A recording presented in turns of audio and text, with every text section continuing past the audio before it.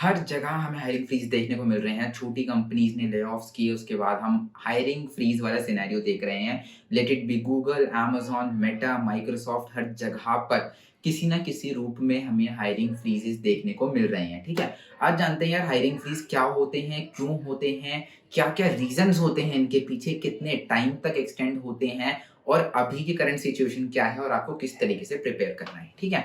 ये सारी चीज़ें आज हम आज की वीडियो में डिस्कस करने वाले हैं। Hello everyone, welcome to tech with Mukul code. I am Mukul Kumar, currently working at one of the FAANG companies और आज बढ़िया तरीके से हायरिंग फ्रीज के ऊपर डिस्कशन करते हैं, जो कि एक ऐसा टॉपिक है जिसके बारे में बहुत कम इंफॉर्मेशन है, ठीक है? दुनिया डर जाती है। मुझे याद है मैं अपने हायरिंग सीजन चल रहा था, उसमें यही वाला मंथ था और हमें सुनने में आया था हायरिंग फ्रीज हो गया है। हम सर्च कर रहे थे बहुत सारी चीज़ें, लेकिन कुछ नहीं मिल रहा था और बहुत हैवॉक, बहुत डिवास्टेशन वाली सिचुएशन थी, लेकिन चीज़ें पास हो गई, ठीक है? तो वही चीज़ें देखने वाले हैं, कब आपको इसका सॉल्यूशन मिलेगा।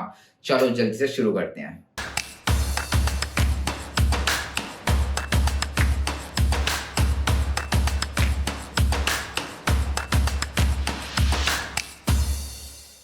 Okay, so let's talk about hiring freeze. Firstly hiring freeze का मतलब क्या है कि हायरिंग जो है अभी कुछ टाइम के लिए फ्रीज कर दी गई है, रोक दी गई है, ठीक है?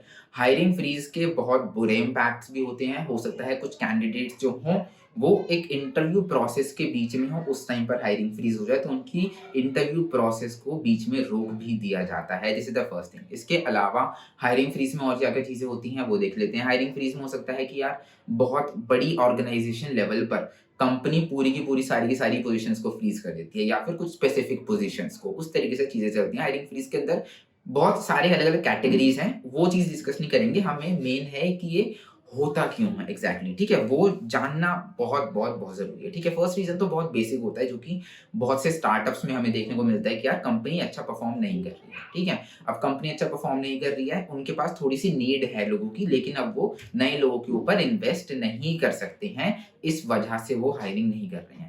इस सिचुएशन में करंट एम्प्लॉइज के ऊपर थोड़ा सा प्रेशर बनता है, लेकिन कुछ टाइम के बाद ये चीजें मैनेज हो जाती हैं जब कंपनी और फंडिंग उठा लेती है या फिर थोड़ा सा रेवेन्यू जनरेट करना शुरू कर देती है, यानी कि कुछ सॉलिड चीज उन कंपनी के हाथ में आ जाती है। ये होता है थोड़ा स्टार्टअप से केसेस में कि यार कंपनी अच्छा परफॉर्म नहीं कर रही है, ठीक है? बात करते हैं सेकंड केस, यानी कि कंपनी जब रिसेंटली अभी अभी काफी अग्रेसिवली हायर करती आ रही थी, सारी हायरिंग कंप्लीट हो चुकी है, अब उन्हें नई हायरिंग की नीड नहीं है, तो इस पोजीशन पर वो हायरिंग फ्रीज लगा देते हैं और अपने रिक्रूटर्स को, एचआर्स को, सब लोगों को बता देता है कि यार काफी हायरिंग हो चुकी है, बजट हम क्रॉस कर चुके हैं, ऐसा हो चुका है और आगे में हमें और हायरिंग नहीं करनी है, इस तरीके से चीजें हैं, ठीक है? तो ये वाली सिचुएशन इतनी ज्यादा बुरी नहीं होती है, क्योंकि इससे पहले हायरिंग हो चुकी होती है, तो बहुत सारे लोगों को अपॉर्चुनिटीज, चांसेस मिल चुके होते हैं, ठीक है? मैं एग्जाम्पल बताऊंगा, एग्जाम्पल किस कंपनी ने ऐसा किया, किस कंपनी ने पिछला वाला किया, वो सारी चीजें भी आगे डिस्कस करेंगे। इसके बाद में बात करते हैं थोड़ी सी डिफिकल्ट सिचुएशन के, जो कि अलग सिचुएशंस होती हैं, जो कि सिर्फ एक दो कंपनी को, एक दो टीम्स को इम्पैक्ट नहीं करती हैं, ठीक है?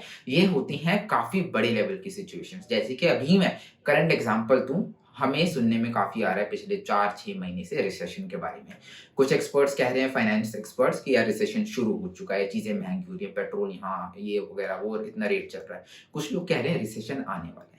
मेरा मानना ये, रिसेशन एक ऐसा पॉइंट हम एग्जैक्टली नहीं बता सकते कब शुरू होने वाला है, तो मान के चलते हैं कि वो अपनी स्टेज पर है, शुरू हो चुका है, धीरे धीरे हमें इम्पैक्ट देखने को मिल रहा है। सब्जियां वगैरह नॉर्मल चीजें महंगी हो रही हैं, चीजें अलग अलग तरीके से उनके रेट बढ़ रहे हैं। पेट्रोल हो गया, सीएनजी एक टाइम पर 45 रुपीज पर केजी हुआ करती थी, सीएनजी केजी के हिसाब से मिलती है, और अब वो 75, कुछ जगह पर 65। तो मतलब लोग सीएनजी वाली गाड़ी यूज़ किया करते थे, उन्हें भी पेट्रोल वाले रेट देने पड़ रहे हैं आज के टाइम पे, ये समझ लो, ठीक है? तो वो रिसेशन वाला फेज़ शुरू हो चुका है। तो जब वो फेज़ शुरू हुआ ना, उस टाइम पर हमने छोटी कंपनीज़ के अंदर देखा, बहुत कंपनीज़ ने पहले हायरिंग फ्रीज़ करी और फिर उन्होंने अपने मार्केटिंग टीम, जो सेल्स टीम, जहाँ पे एक्स्ट्रा एक्सपेंडिचर थे, उनके लोगों को फायर भी किया। हमने बहुत एग्ज़ाम्पल्स देखे हैं, मैं कंपनीज़ के नाम नहीं लूँगा, बहुत नाम आता था, इस कंपनी ने 100 लोगों को फायर कर दिया, इसने 150 को कर दिया, इस तरीके से। उसके बाद में जब वो सारी फ्रीज हो गया, फिर क्या होगा, फायरिंग वाली प्रोसेस हो गई, तो उन कंपनीज में ये चीज चलती है। बात करते हैं बड़ी कंपनीज की। बड़ी कंपनीज को अंदेशा लग जाता है, उनके पास बहुत सारे एक्सपर्ट्स बैठे हैं, तो वो है ना, धीरे धीरे उस चीज के लिए प्रिपरेशन करना शुरू कर देते हैं। तो बड़ी कंपनीज इस करंट टाइम पर अपने इंफ्रास्ट्रक्चर को मेंटेन कर रही हैं, अपने आप को प्रिपेयर कर रही हैं आगे जो वर्स्ट कंडीशंस आने वाली हैं उसके लिए, ठीक है? इस वजह से उन्होंने हायरिंग फ्रीज़ की हुई है कुछ कंपनीज़ ने और उसी वजह से यही बेसिक सा रीज़न है कि आपको हो सकता है कुछ टाइम तक हायरिंग्स देखने को ना मिले। कोई भी बड़ी कंपनी एग्ज़ाम्पल ले लीजिए आप, अमेज़न देख लीजिए, माइक्रोसॉफ्ट देख लीजिए, गूगल देख लीजिए, इस टाइम पर आपको करंट ओपनिंग्स नहीं मिल रही होंगी, ठीक है? अमेज़न पूरे साल भर हायर करती है, लेकिन इस टाइम पर आपको ओपनिंग्स नहीं मिलेंगी इतनी ज़्यादा, ठीक है? तो ये रीज़न हो चुका है। अब यार ये जो चीज़ है ना, मेटा के अंदर देख लो आप, अमेज़न में देख लो, माइक्रोसॉफ्ट में देख लो, ये सारी कंपनीज़ में ये रिसेशन वाला की फैक्टर तो है ही है। अब बात करते हैं गूगल की। गूगल ने क्या किया, अभी 3 महीने पहले उन्होंने बहुत ज़्यादा अग्रेसिवली हायरिंग की, ठीक है? मेरे पास 6 रिक्रूटर्स के इन मेल्स आए थे कि यार अप्लाई कर दो, अप्लाई कर दो। एंड सिमिलरली बहुत सारे लोगों के पास आए थे जो कि लिंक्डइन रिक्रूटर को यूज़ करते हैं, उनके एचआर्स और जो जिनकी लिंक्डइन प्रोफाइल अच्छी है, उनके पास उन्होंने डायरेक्टली भेज दी, ये समझ लो इस तरीके से। तो बहुत ज़बरदस्त हायरिंग हुई, बहुत सारे लोग जॉइन हुए। एक ऐसा टाइम था कि लिंक्डइन फ्लडेड था गूगल जॉइनीज़ के नाम पे। तो जब उनकी हायरिंग कंप्लीट हो गई, उन्होंने सोचा अब उनके पास अब बढ़िया तरीके से लोग हैं, अब हायरिंग फ्रीज़ डाल देते हैं कुछ टाइम के अंदर। तो इस तरीके से इस टाइम पर ये हायरिंग फ्रीज़ की सिचुएशन आ रही है, ठीक है? अब हायरिंग फ्रीज़ का मतलब ऐसा नहीं होता कि पूरा का पूरा सब कुछ बंद हो गया, हायरिंग चलती रहती है, लेकिन उतने मास स्केल पर, उतने बड़े लेवल पर नहीं होती है, ठीक है? जहाँ पर अमेज़न पे आप एसडी सर्च करते हैं, आपको 150 पेज मिल जाते हैं, वहाँ पर आपको 10 पेज की ओपनिंग्स देखने को मिलेंगी, जिसमें से काफ़ी सारी इनएक्टिव होंगी, काफ़ी सारी ज़्यादा फ़िल्टरिंग कर रही होंगी, काफ़ी सारी 4 साल का एक्सपीरियंस भी माँग रहे होंगे, ठीक है? तो ये चीज़ होती है इस हायरिंग फ्रीज़ के सिनेरियो में। अब देखते हैं कि हायरिंग फ्रीज़ खुलेगा कब? हायरिंग फ्रीज़ जो है ये फ्रीज़ हटेगा कब? इस टाइम पर क्या है, कंपनीज़ अपने आप को प्रिपेयर कर रही हैं आगे आने वाले टाइम के लिए। तो इस टाइम पे कंपनी के जो डायरेक्टर्स हैं, यानी कि वाइस प्रेज़िडेंट्स जिन्हें बोलते हैं, डायरेक्टर बोलते हैं, वीपी, एवीपी, वो सारी जो पोज़ीशंस होती हैं। अगर आपको नहीं पता तो मैं बता दूँ, L4 आपका मान लेते हैं, लेवल्स तो नहीं डिस्कस करते, मान लेते हैं एक सॉफ्टवेयर इंजीनियर है, उसके बाद एसडी2 सीनियर सॉफ्टवेयर इंजीनियर आता है, फिर एसडी3 आता है, मतलब SD one mid level software engineer, SD two, SD three senior software engineer, फिर उसके बाद में आपके आ जाते हैं प्रिंसिपल इंजीनियर्स, ब्ला ब्ला ब्ला, वो वाली सारी चीज़ें, और साथ में मैनेजमेंट की साइकिल भी चलती रहती है। तो लेवल 7, 8 इनके ऊपर वाले जो लोग होते हैं उन्हें बोलते हैं डायरेक्टर लेवल, जो पूरे सारे इंजीनियर्स को, पूरी की पूरी टीम्स को मैनेज कर रहे होते हैं। डायरेक्टर के अंडर काफ़ी सारी टीम्स आती हैं प्रॉपर। तो ये जो डायरेक्टर लोग होते हैं, ये लोग डिसाइड करते हैं कि अब हमें आगे क्या करना है नेक्स्ट ईयर। वो पूरा का पूरा प्लान बनाया जाता है। 1 डेढ़ 2 महीने लगते हैं उस प्लान बनाने में, और उस प्लान के अंदर डिस्कशन होता है कि हमें कितना हेड काउंट चाहिए, कितने इंजीनियर्स चाहिए इसको इम्प्लीमेंट करने के लिए, कितने क्यूएईज़ चाहिए, कितने टेस्टर्स चाहिए, कितने डेटा एनालिसिस वाले लोग चाहिए, कितने मशीन लर्निंग इंजीनियर चाहिए, वो सारी की सारी, कितनी एचआर की टीम चाहिए, वो सब कुछ बनाया जाता है, अप्रूवल्स होते हैं, कंपनी का बजट देखा जाता है, वो सारी चीज़ें होने के बाद में धीरे-धीरे वापस से हायरिंग खुलना शुरू होती है। तो इस टाइम पर वो जो डायरेक्टर लेवल के लोग हैं, वो वाली ये वाला डिस्कशन कर रहे हैं, ये वाली रिपोर्ट्स रेडी कर रहे हैं, ताकि दिसंबर के टाइम के आस-पास वो वापस से हायरिंग शुरू कर सकें, आने वाली चीज़ों पे प्रोग्रेस करना शुरू कर सकें। जनवरी में नया साल शुरू होगा, नया क्वार्टर शुरू होगा, नए-नए प्रोजेक्ट्स के ऊपर काम शुरू होगा, ठीक है? तो उससे पहले हमें हायरिंग शुरू करनी पड़ेगी। तो आप मान सकते हैं, एक्सपेक्ट कर सकते हैं जनवरी के टाइम पर आपको अच्छी खासी ओपनिंग्स फुल टाइम इंजीनियर्स की देखने को मिलेंगी, ठीक है?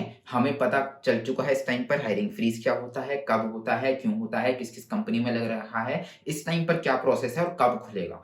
ये चीज़ें बहुत कन्फ्यूज़न भरी होती हैं, थोड़ा-थोड़ा आइडिया मान के चलो, कुछ भी फिक्स नहीं होता किसी भी कंपनी में, लेकिन कुछ अच्छा आइडिया लेके चलना सही रहता है। हम लोग तो भाई बहुत परेशान रहा करते थे, अब कहाँ हायरिंग होगी, क्या होगा? लेकिन फिर भी दिसंबर के टाइम पे चांस मिला और वो चांस फोड़ा और आगे बढ़ गए, ठीक है? इसी तरीके से आपको भी करना पड़ेगा।